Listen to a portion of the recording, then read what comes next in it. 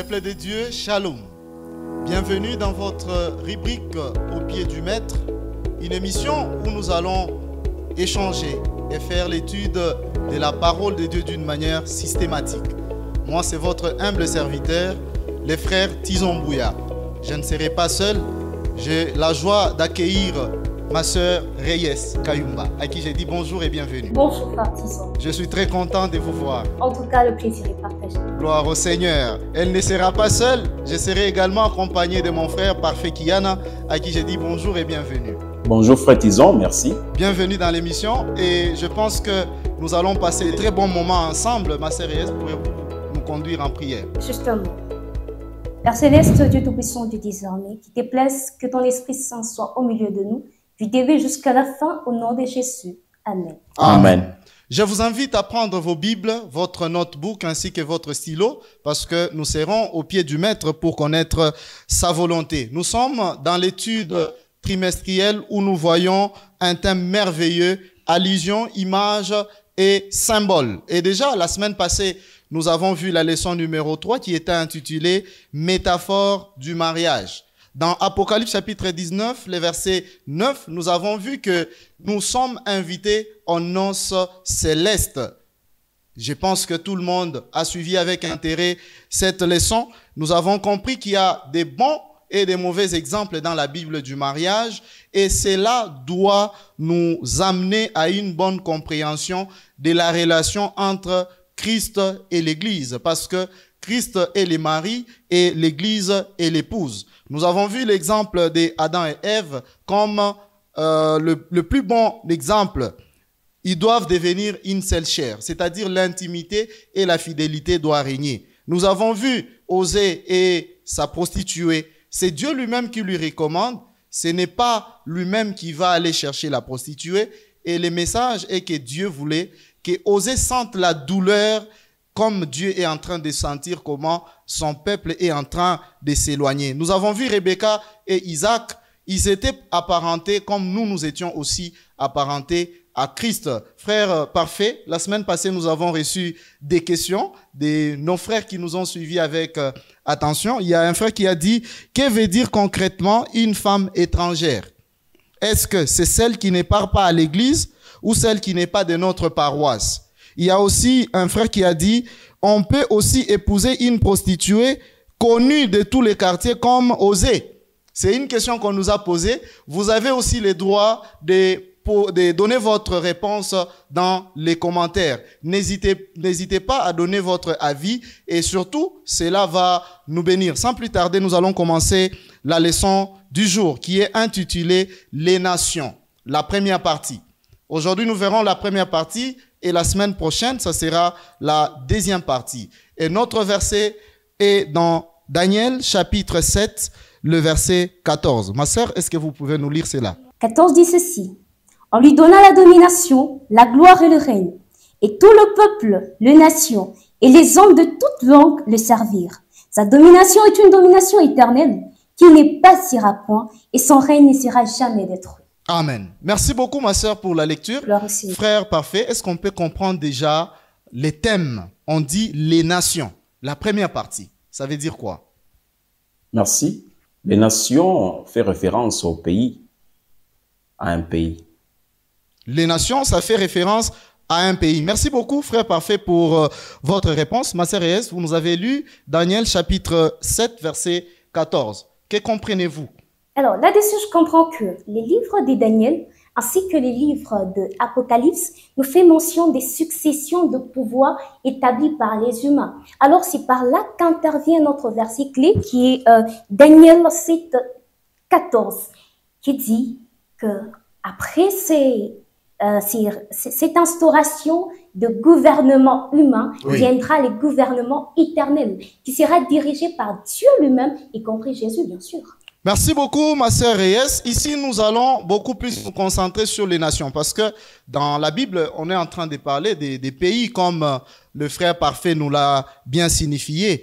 Au cours de cette leçon, nous allons découvrir comment les nations ont échoué de trouver les bons chemins.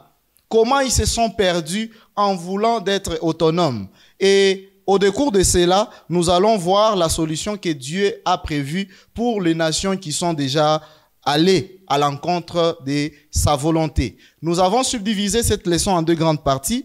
La première partie est intitulée « Les désirs d'autonomie ». Les désirs d'autonomie. Ici, nous allons voir l'exemple d'Adam et Ève. Nous allons aussi voir l'exemple du bâtisseur de Babel. J'espère que vous vous rappelez très bien. Et dans la deuxième partie, nous allons voir l'appel et la bénédiction d'Abraham. L'appel et la bénédiction d'Abraham. Sans plus tarder, nous commençons avec la première partie, les désirs d'autonomie. Vouloir se diriger soi-même. Frère parfait, il y a des choses qui sont en train de me faire voir en ces moments que les peuples aiment en soi être dirigés eux-mêmes. Les peuples aiment donc se suffire à eux-mêmes lorsqu'ils sont en train de vivre sur terre. Et je suis en train de me poser la question, pourquoi Dieu a laissé ce libre arbitre à l'homme? Il ne lui a pas imposé des choses. Parce qu'il savait que plus tard, par exemple Adam et Ève, ils pouvaient toujours pécher, ils pouvaient toujours aller loin de sa volonté. Ma sœur Reyes, pourriez-vous répondre à cette question? Justement, dès le départ, le plan de Dieu était un plan d'amour, Oui. un plan de bonheur. Oui. D'ailleurs, c'est démontré avec le foyer dans Éden. C'était un foyer qui était considéré comme idéal. Oui. Mais malheureusement, l'homme a voulu l'indépendance. Il a voulu s'autosuffire. À cause de ces choix, on a vu les conséquences qui se sont ensuivies. Il y a la malédiction, c'est bien inscrit dans la Bible, dans les livres de Genèse 3 au chapitre 5. C'est très bien clair. Merci beaucoup, ma sœur, pour cette explication. Et là, je suis en train de comprendre que l'homme, certainement, aime être dirigé. Et il aime bien faire les choses par lui-même, n'est-ce pas?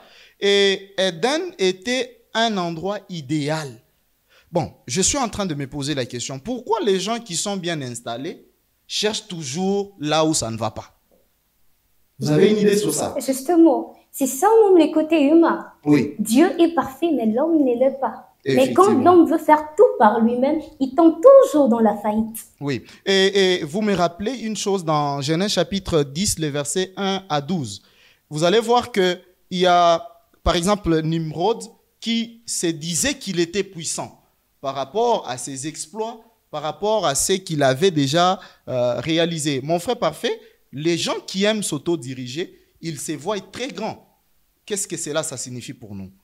Exactement, frère Tison, ils sont puissants et grands à leurs propres yeux. Oui.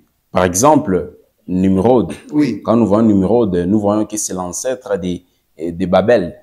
C'est l'ancêtre des gens qui ont construit Babylone et Ninive. Oui. Ce sont les descendants de Nimrod. Oui. Ce sont les gens qui se sont rébellés envers Dieu. Et ces gens-là, ils sont grands à leurs propres yeux et ils sont grands aux yeux des humains parce qu'ils ont accompli beaucoup de choses dans l'histoire. Quand vous lisez Genèse chapitre 12, chapitre 10 plutôt, le premier verset au 12e verset, vous verrez ce qu'ils ont accompli. C'est tellement grandiose. Mais auprès de Dieu, c'est juste un petit peuple car Dieu est au-dessus de tout. Autant les pensées de Dieu sont élevées au-dessus de nos pensées, nous sommes encore petits. Mais aussi, frère parfait, si nous partons de l'analogie que Dieu a créé, c'était 2 personnes seulement en Éden. Mais plus tard, ils sont en train d'accroître. Cela pouvait quand même leur donner cette grandeur de se dire qu'ils sont grands, ils sont meilleurs, ils ont déjà construit, n'est-ce pas? Le fait que nous développons, nous devenons grands, en connaissance aussi, cela ne veut pas dire que nous avons atteint le niveau de Dieu. Dieu est toujours au-dessus, il est supérieur. Ça, c'est très important. Ça, c'est très important. Ma sœur Reyes, vous pouvez nous parler de la naissance des nations? Justement, le mot nation nous ramène directement à parler des gentils. Oui. Et quand on descend dans Genèse 10, on voit que ça nous clarifie, ça nous clarifie sur la répartition de la race humaine. Oui. Et d'ailleurs, quand nous allons dans Apocalypse, les chapitres 14, verset 6, on voit qu'on parle de langue, de peuple, de nation, ainsi que de tribus. Justement. Merci beaucoup, ma sœur Reyes. Avec ce que vous dites là, nous sommes en train de comprendre que certes, Dieu aime diriger son peuple parce que c'est lui qui l'a créé justement. Et Dieu voudrait assez que les peuples soient sous sa direction, c'est-à-dire obéissant à Dieu. Mais malheureusement, nous voyons que l'homme cherche à être dirigé par lui-même, Dieu, il continue à faire appel à cette personne pour qu'il puisse s'aligner à sa volonté. Ainsi dit, nous avons fini la première partie, nous avons vu les désirs d'autonomie. Donc l'homme aime être dirigé par lui-même. Il veut s'auto-diriger. Nous allons prendre la deuxième partie qui est intitulée « Appel et bénédiction d'Abraham ». Appel et bénédiction d'Abraham. Et ici, nous allons beaucoup plus comprendre quel est l'avantage que Dieu avait en faisant appel à Abraham de quitter sa nation, parce que nous parlons des nations. Pourquoi il va lui demander de quitter la nation et aller dans une nation où il ne connaissait pas? Moi, je peux même dire, Dieu lui a demandé d'aller en brousse. Il lui a demandé d'aller faire un petit tour en brousse. Et frère parfait, je ne sais pas si vous avez une idée par rapport à cela. Exactement, Dieu a fait cela parce que Dieu avait un projet avec Abraham. Dieu ne fait jamais rien au hasard. Il avait un projet avec Abraham et ce projet-là, c'est de bénir la terre entière à partir d'Abraham. Lorsque vous lisez Genèse chapitre 12, le 3e verset, vous verrez que Dieu a dit que je maudirai celui qui te maudira et je bénirai celui qui te bénira. Et toute la terre sera bénie en toi. Et donc, Dieu avait un plan de bénir Abraham. Et Dieu a béni Abraham parce qu'Abraham a obéi à Dieu. Il a fait confiance à Dieu. Il a quitté, comme vous l'avez dit, qu'il pouvait se retrouver en brousse. Il a fait confiance. Il ne savait pas là où il partait. Mais il a fait juste confiance à Dieu et puis il est parti. Et Dieu l'a béni. C'est-à-dire que lorsque nous obéissons à Dieu, nous serons bénis. Mais lorsque nous désobéissons à Dieu, nous serons maudits. Car Deutéronome chapitre 4, les 5e verset, 8e verset stipule que la désobéissance apporte la malédiction. La désobéissance apporte la malédiction. Merci beaucoup, frère parfait, pour votre réponse. Nous comprenons là que Dieu demande à Abraham de quitter parce qu'il va devenir quelque chose de bon devant. Peuple de Dieu, vous comprenez avec moi que souvent nous sommes appelés à quitter notre confort.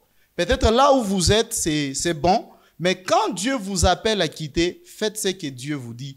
Et c'est toujours la meilleure des choses parce que l'obéissance à Dieu, c'est elle qui va apporter la bénédiction. Mais jusque-là, ma sœur Yes, je n'ai pas encore compris pourquoi les nations voulaient toujours être dirigées par un roi humain, refusant la direction de Dieu. Alors, j'aimerais répondre à la lumière de la Bible. Oui. En prenant le verset de 1 Samuel, le chapitre 8. 1 Samuel, chapitre 8, oui.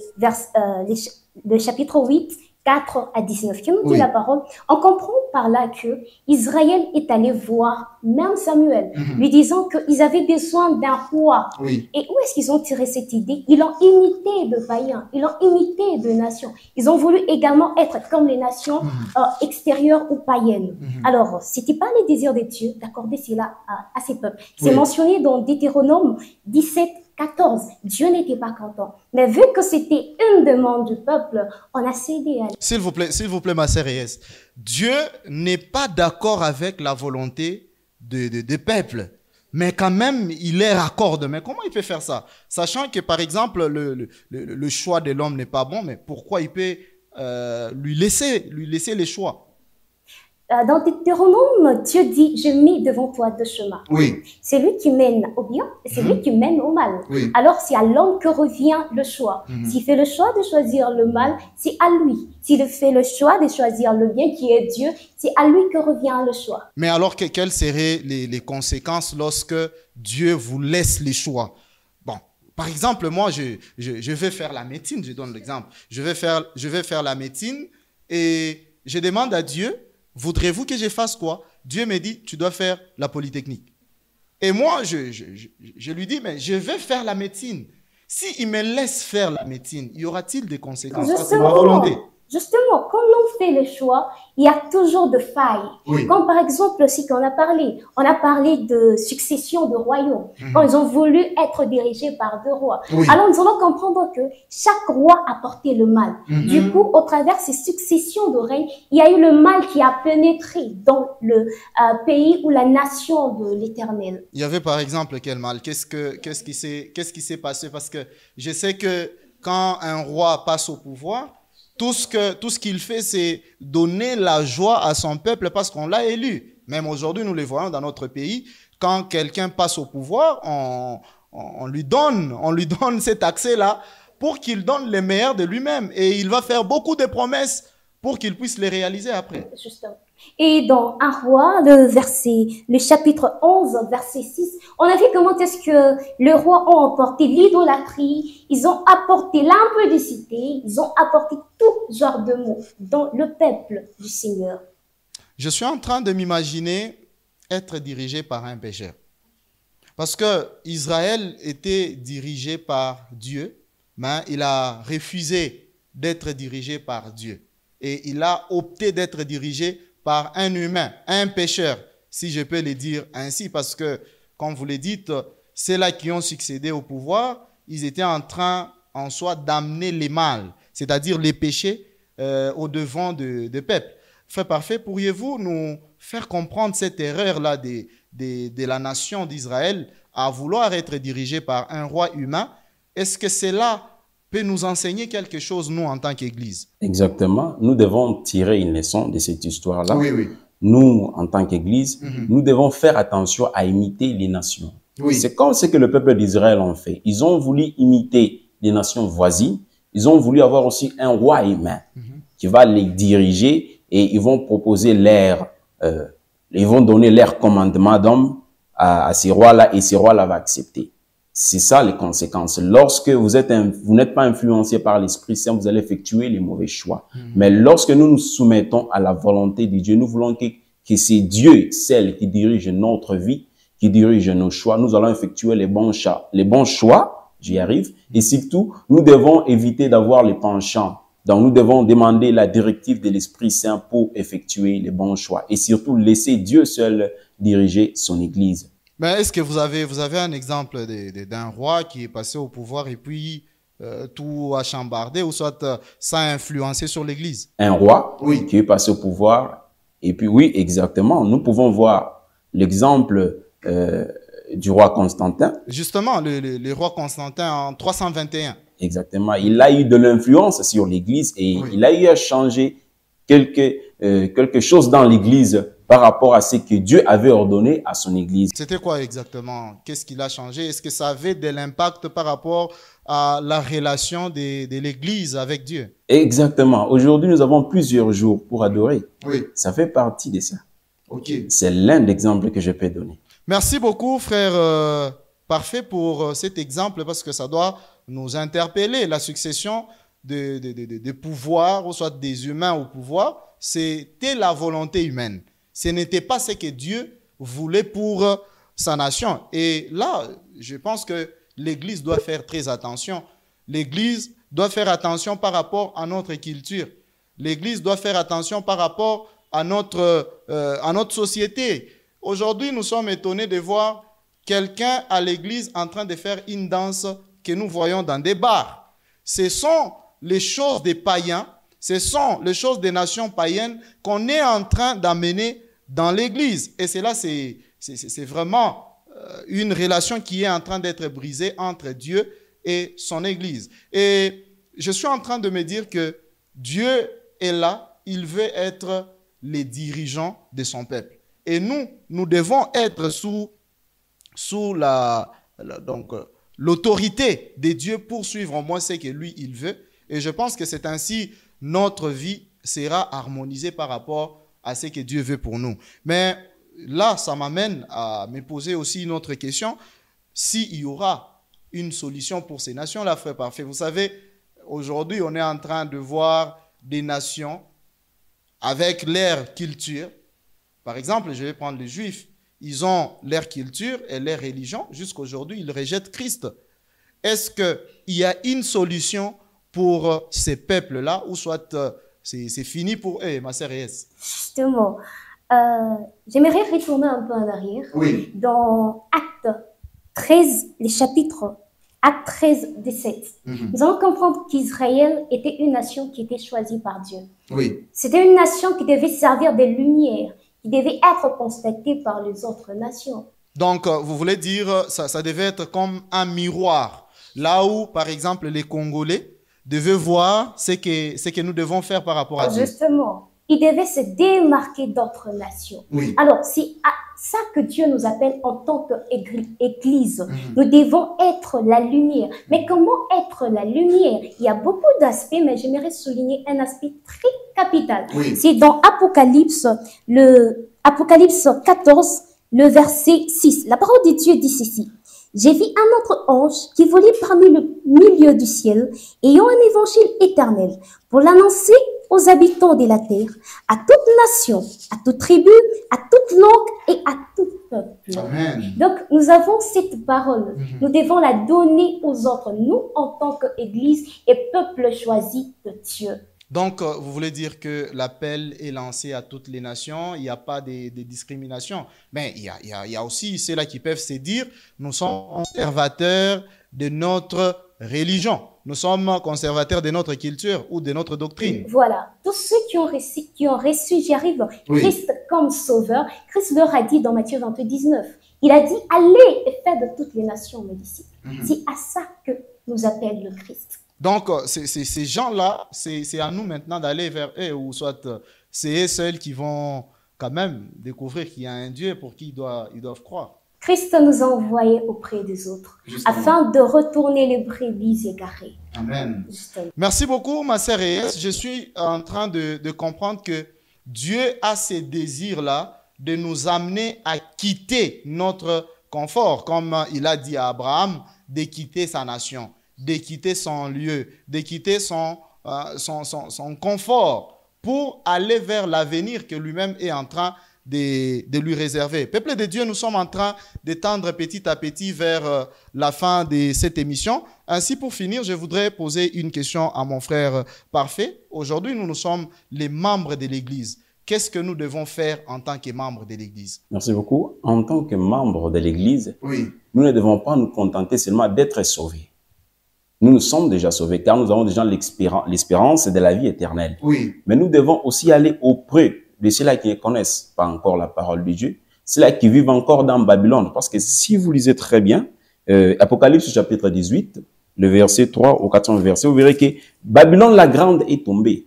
C'est-à-dire il y aura des conséquences. Oui. Ces gens-là qui vivent encore dans Babylone, ces gens-là qui sont encore dans des nations, dans la société, dans des cultures, qui ne veulent pas croire à la véritable parole de Dieu et en accomplissant la volonté de Dieu qui est de garder la foi de Jésus-Christ et les commandements de Dieu, ceux-là vont périr. Mais, fin, il n'y a pas longtemps, vous nous avez parlé des Nimrod, vous avez parlé des Babylone qui s'est glorifié en étant grand.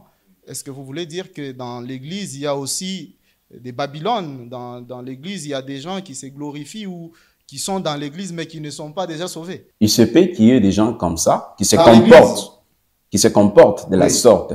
Mais il faut les exhorter aussi.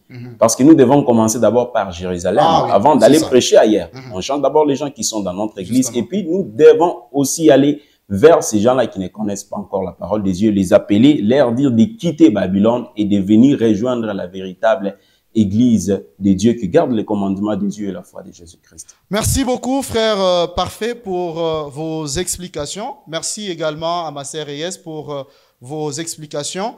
Pour retenir quelque chose de grand, après avoir oublié tout, retenons que nous sommes appelés comme Abraham à quitter notre nation. Lorsqu'on parle de la nation, on parle d'un peuple qui est déjà perdu, un peuple qui est voué à la désobéissance à Dieu, qui ne veut pas amener les autres à Dieu, qui veut se focaliser sur elle-même. Nous sommes appelés à amener les autres vers le Seigneur. Mon frère Parfait, votre dernier mot avant que nous puissions nous quitter. Mon dernier mot, c'est juste exhorter le peuple de Dieu. Nous devons être obéissants à la parole de Dieu et surtout faire confiance à Dieu, car Abraham a fait confiance en Dieu et à travers Abraham, toute la terre est bénie. Aujourd'hui, nous sommes Israël spirituel, nous sommes enfants de Dieu, c'est par Abraham. Donc, si nous obéissons aussi, les autres seront bénis à partir de nous. Merci beaucoup à vous, frère Parfait, et surtout pour vos interventions et votre participation dans cette émission. C'est moi qui vous remercie. Ma sœur Reyes, un dernier mot avant que nous puissions nous quitter. En tant que chrétiens, nous devons faire de notre mieux afin de ne pas oublier notre mission. C'est lui d'aller faire de toutes les nations le peuple du Seigneur, de ramener les brebis égarées à notre Maître qui est Jésus-Christ. Merci beaucoup, ma sœur Reyes. Nous sommes pratiquement à la fin de cette émission. Nous prenons rendez-vous pour le vendredi prochain à la même heure. N'oubliez pas surtout de partager cette vidéo. Vous pouvez aimer notre vidéo et surtout n'oubliez pas de vous abonner à notre chaîne YouTube Advent Media pour recevoir la notification en première. Que pensez-vous de la prophétie biblique? Laissez-nous en commentaire vos questions, vos réponses ainsi que vos avis et ça nous permettra à ce que nous puissions être sûrs que vous êtes en train de nous suivre. Comme les heures saintes ont déjà commencé, je vous souhaite un très bon sabbat chez vous à la maison. Bon sabbat à vous mon frère Parfait Kiana. Merci pareillement. Bon sabbat à vous ma sœur Reyes. Merci, frère Tizan. Ainsi dit, bye et à la prochaine.